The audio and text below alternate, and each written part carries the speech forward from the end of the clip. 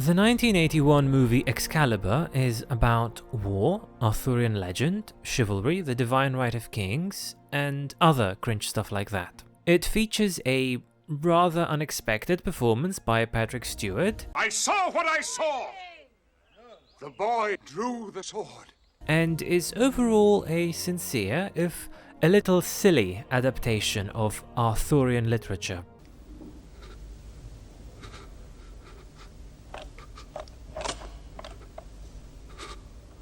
One of the themes that crops up multiple times across the film is the relationship between the king and the land of the kingdom. You will be the land and the land will be you. If you fail, the land will perish. You and the land are one. You and the land are one. Drink.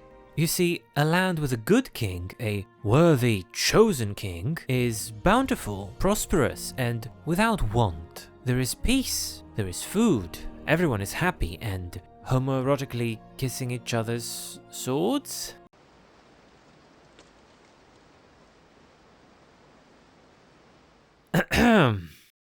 However, a land without a king is sick and bleeding, its people suffer and starve. Likewise, a land with a weak king, a wasting king, is rife with pestilence and death. The forests are withered and the sky is dark. A similar idea is present within Disney's animated movie The Lion King. Mufasa is a benevolent, kind ruler under whose stewardship the land thrives and his subjects are happy. Under Scar's rule, the land is grim, barren, desolate, withered, and hostile. A bad king, an unworthy king, is bad for the land and its people. He goes against the order of things, against nature and life itself. But when Simba manages to overthrow Scar, to destroy the bad king, the land is healed. A new regent claims the throne, a more virtuous, worthy king, whose goodness can be felt throughout the world. Justice and order are restored, and rain once again falls upon the wanting soil of the Pride Lands. This is called the Fisher King trope, wherein the physical environment of a kingdom is used to emphasize the characterization of its ruler. Aptly named after Arthurian legend, the land of the Fisher King may manifest various aspects of his personality, but for the sake of this video I'm going to be focusing on how a king's morality and worthiness are expressed through this narrative convention. So, what does all this have to do with Xerath? Well,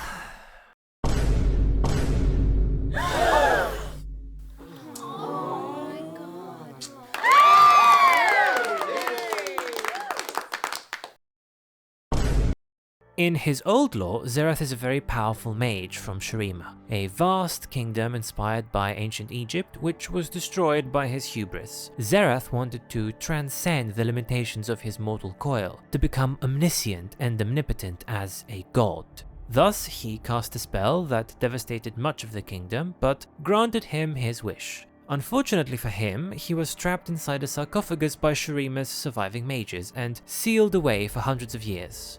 Until he eventually broke free, of course.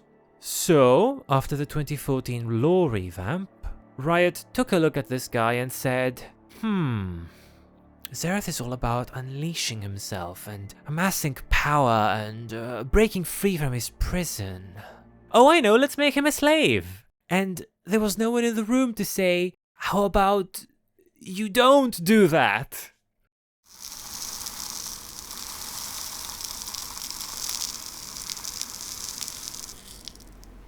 In the new lore, Shurima is a violent, expansionist slave empire that fuels its development with the subjugated populations it assimilates. Xerath is one such slave whose father died during the construction of a statue dedicated to the emperor's favorite horse. After a series of contrivances, Xerath meets and befriends Azir, one of the emperor's sons, and becomes his personal slave. He saves Azir from an assassin and receives the promise that one day Azir will free him from his chains. Over time, Xerath grows to be a powerful mage and is elevated to the position of Azir's right-hand man, protecting his master and closest friend from any potential threats. Like babies and gossipers. Eventually, Azir claims the throne, but denies Xerath his freedom and tells him to remember his place, slave, therefore ostensibly breaking his word. In actuality, he is secretly working on a plan to free all slaves all at once and doesn't want to tell anyone about it so that it doesn't go wrong somehow. It's unclear. At the same time, Xerath, embittered by his friend's betrayal, starts planning to kill Azir and steal the throne for himself. He fans Azir's ambitions and steers him towards the Ascension Ritual. What is the Ascension Ritual, I hear you ask? Okay, so basically in Shurima there's these entities called Ascended, who are essentially people turned into magical fairies by an ancient sun ritual. These Ascended are highly esteemed, honored, ageless, and very powerful, and Azir becoming one would basically make him an immortal, nigh unstoppable god emperor. So, Xerath feeds the Emperor's vanity and ego, Azir announces his plan to become god, and Xerath's plan to overthrow an empire is put in motion. However, on the day of the ritual, when Azir is about to claim absolute unquestionable power, he declares that all slaves are freed across the entire empire. How Azir managed to overcome the massive systemic obstacles that allegedly prevented him from doing this earlier is not really elaborated upon. He just sort of pulls emancipation out of his arse like a stage magician.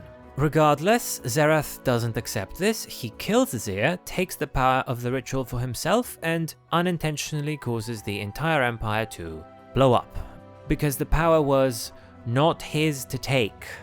He was unworthy, you see. Anyway, he gets sealed away in a tomb, only to be released 3,000 years later, at the same time as Azir is reborn. When that happens, Azir sets out to remake and reclaim what is his, re-establishing the lost Shuriman Empire, whereas Xerath sets out to conquer the entire world with his newfound stolen power, ready to be worshipped as a great and terrible god.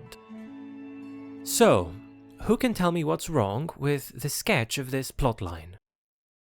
Remember, good sisters, the land and the king are one. One what? Across the scant few stories dedicated to his plotline, Xerath is overwhelmingly characterized as an ill-intentioned, evil man.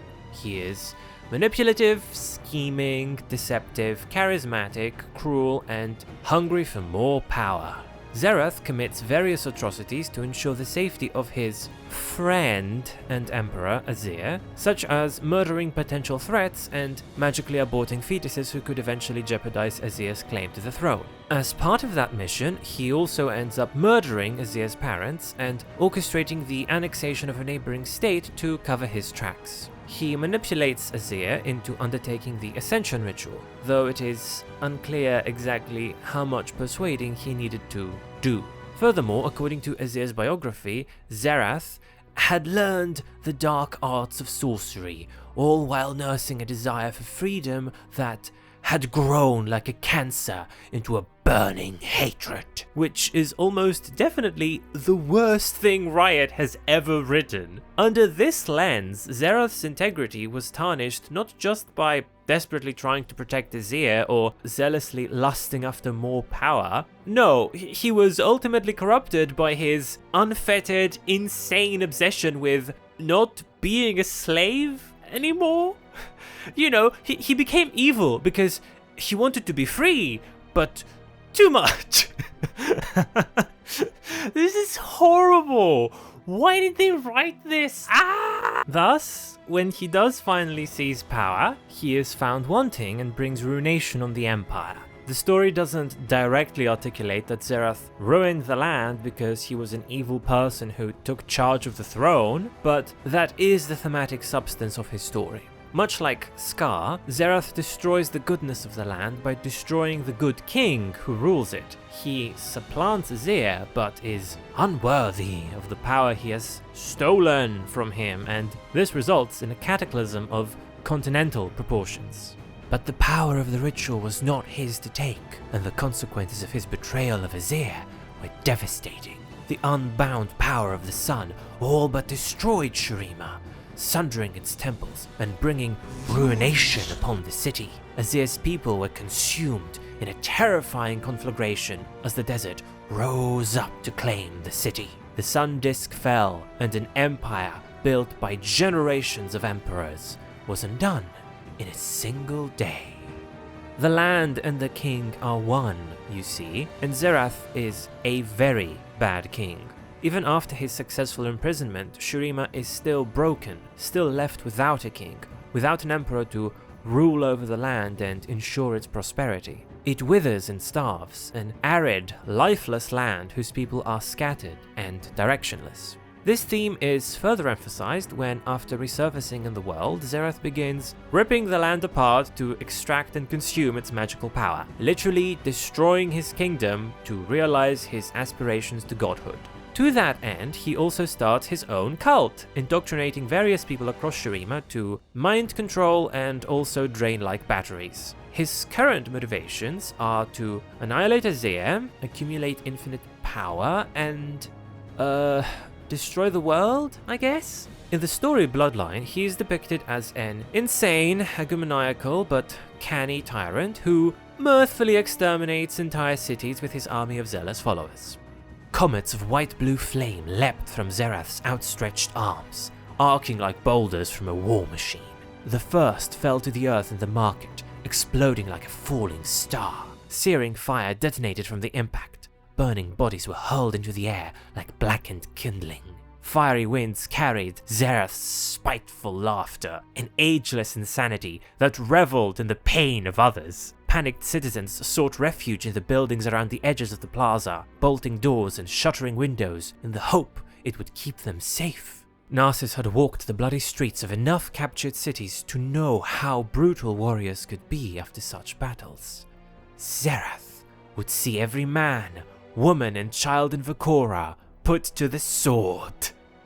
It is implied that Xerath's bloodlust and insanity arose from his attempt to steal the godhood he is so unworthy of, and that his mind was undone in the same way his body was. But I find that narrative choice to be really strange. As a human, Xerath was characterized as a calculating, ambitious man who used violence to either protect Azir or further his own agenda, but he was never shown to enjoy himself when he killed people. At his core, he is a the ends justify the means utilitarian pragmatist, not is no good, and it's really odd how all that is thrown to the side so he can be an unhinged madman. It feels like Riot wanted to create some sort of the Prince of Egypt dynamic with this story, which definitely would have worked better if they didn't try to approach Xerath like they do their other revolutionaries. So to me, it's rather weird that they choose to abandon that concept halfway through. Like, what was the point of making Xerath into a subjugated slave desperate for emancipation if you were going to reduce him into a bloodthirsty maniac? Why go through all that trouble of adding all those extra elements if they barely have any relevance to who he is in your story?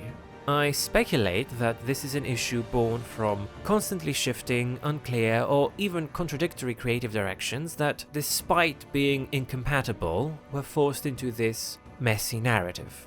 It's worth contrasting all this with Azir's characterization in the story, which is largely sympathetic and uncritical. Where Xerath is portrayed as a malevolent tyrant, Azir is portrayed as a benevolent one. He has classically good intentions at heart and is oblivious of Xerath's more abominable actions, because that way he doesn't actually have to feel conflicted about them. He is described as a tough but just ruler who did enslave thousands by expanding his empire through conquest, but he did also institute reforms to improve the living conditions of those slaves. So maybe he's just fine. As I've said, he secretly planned to free them all, but it's not explained how he did this by himself or why he chose to keep Xerath in the dark. In all honesty, it's a little hard for me to suspend disbelief on that front. Xerath is the archetypal scheming vizier behind the throne, the man who spent years eliminating hidden threats before they could manifest. How exactly did Azir, ignorant as he was of Xerath's elaborate machinations, manage to outsmart and outmaneuver him for so long? Why didn't he trust his closest friend and advisor with the truth, especially since the issue of slavery caused constant friction between the two? Why didn't he just, I don't know, free Xerath first and worry about the other slaves later? Maybe pardon a couple of them as a show of goodwill and tackle total abolition on the side? Anything besides deeply offending and insulting his closest and most loyal friend in all the world, the man he considers to be his brother. Sure, he's dumb, but he can't be that dumb. Perhaps if the rest of the story was more engaging to me, these questions wouldn't be in the forefront of my mind. But, well, it's not. Azir's biography doesn't exclusively valorize him as a virtuous man, of course. He did execute various members of his court for perceived offenses, and his vanity and self-righteousness are clearly, if briefly, brought up. However, the overall message seems to be that Azir, despite his flaws, is an empathetic, redeemable tyrant. After all, he has some very good intentions. He was a benevolent leader, still a dictator, but a kind one, and he was interested in his people's well-being and prosperity. He got a little ahead of himself though, hence the over-enthusiastic ascension ritual, but even that was done with good intentions. He wanted Shurima to grow and influence the entire world. After his revival, Azir, shocked to discover his family and people are long dead, swears to rebuild the empire, take back what's his, and enact bloody vengeance against Xerath for his betrayal. The good king has returned, and with him comes water to parch his barren land. The rivers that once supplied the empire begin to flow anew, and with his great magics, the good king rebuilds his empire, one palace at a time. The people flock to Azir's side, eager to partake in the glorious, golden era of plenty he promises to usher. The picture is goodly saccharine. Of course, nobody ever questions whether the Shuriman Empire should be rebuilt, whether institutions built on slave labor ought to be restored simply because they can now operate on less human exploitation. I know what you have planned for the waivers! What are a few lives to an empire? Clearly, the people of Shurima benefit greatly when Azir brings them potable water and much-needed infrastructure, but he can do all that without also reinstating imperial rule and forcing assimilation. According to Word of God, Azir's motivation to bring the golden light of Shurima to other nations is not really a conquering aim. It's that he truly believes that Shurima was the height of civilization and could only continue to grow more wonderful. After Xerath's corrupt ascension, everything was more or less buried beneath the sands and left to ruin. But Azir definitely doesn't think that's the end of things. He wishes to do it peacefully, but he's not afraid of using force. It will only happen if he's forced his hand. Yes, how comforting to know that the sand-bending God Emperor will only ravage your community if you don't voluntarily bow to his authority. Have we mentioned how benevolent he is? That man's an imposter. That man is the imposter. There can't be two Spider-Men. The scholastic viewer will have noticed a certain thematic kinship between Xerath and another of Riot's revolutionary characters. So, apropos of nothing, here's a fun little list. Silas and Xerath are both bitter, vengeful, and resentful of the establishment. They only have bad intentions when we see them act against the system. In fact, neither of them actually articulates or possesses a plan to bring about systemic change. They haven't thought things through, as it were. They are both better at tearing down than building up, and they are both scheming, manipulative deceivers, as well as highly charismatic demagogues and/or cult leaders. They are both characterized as being just as bad or worse than the system they're fighting against, and ultimately, they both only want power for themselves. Wait, how did this picture of Silco get in here? So Riot wrote the same guy twice or thrice, right? But why though? Did they run out of ideas at the Centrist factory? To be fair, Silas and Xerath are not exact one-to-one copies. The most obvious distinction being that Xerath never tried to initiate an actual revolution by appealing to the disenfranchised of his society. Well, okay, he's sort of doing that now with his cult, but he didn't do that to overthrow the Empire. Plus, his little mob of zealots aren't so much fighting against oppression as they are trying to establish a totalitarian theocracy with Xerath at the top. However, while Xerath doesn't utter the same revolutionary rhetoric as Silas does, he's still firmly anti-establishment. Or he was before they ruined him. Personally, I don't think Xerath is as egregious an example of anti-revolutionary nonsense as Silas is, but still, it is really strange how the slave who lost his life and family to the warmongering slave empire is the villain of the story, and how the warmongering emperor of that slave empire is, despite some hiccups, the good guy of the story. Where Azir is redeemable, Xerath is clearly irredeemable. Where Azir is misguided, Xerath is monstrous. Where Azir intends to do good, Xerath intends to do harm. Because for Riot Games, it's all about intentions in the end. Overall, I do think the extent of Xerath's maliciousness is a bit silly, especially the part where he goes around murdering people for fun. It's just so odd that a character who was mistreated by an inhuman system has looked at the suffering, looked at the hypocrisy of Empire, looked in the mirror and said, you know what, it would all be better if I was the guy sitting on top of a mountain of corpses ordering people around all day. I need to be the emperor to fix the broken system. And then he goes and does it and decides that maybe things would be better if I just killed everyone instead. How is that interesting? How does that utilize any aspect of his backstory in an engaging way? And in all honesty, the abortion thing was really gauche and over the top. That part feels like the writers were just actively trying to make things darker for the sake of darkness itself. They could have, I don't know, had Xerath use his magic to make all the heirs be women or something, and nothing would change, but apparently arcane abortion was the way to go.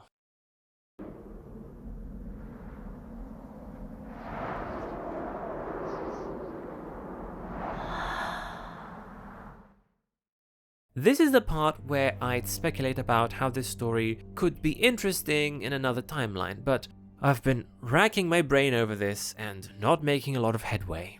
Even if I accept that both Xerath and Azir are bad people for different reasons, the story is just a conflict between which imperial dictator will rule over that portion of the world next. Will it be the blue explosion or the red explosion that kills all your friends? Xerath being insane kills any potential interpersonal conflict for me as well, because at that point he's just a sadistic cardboard cutout and he can't really have any meaningful back and forth with anyone else. Perhaps the best outcome for the people of Shurima would be if those two jokers kill each other while leaving Shurima intact, but that's unlikely to happen since these are not the themes of this story. A land needs a king, remember?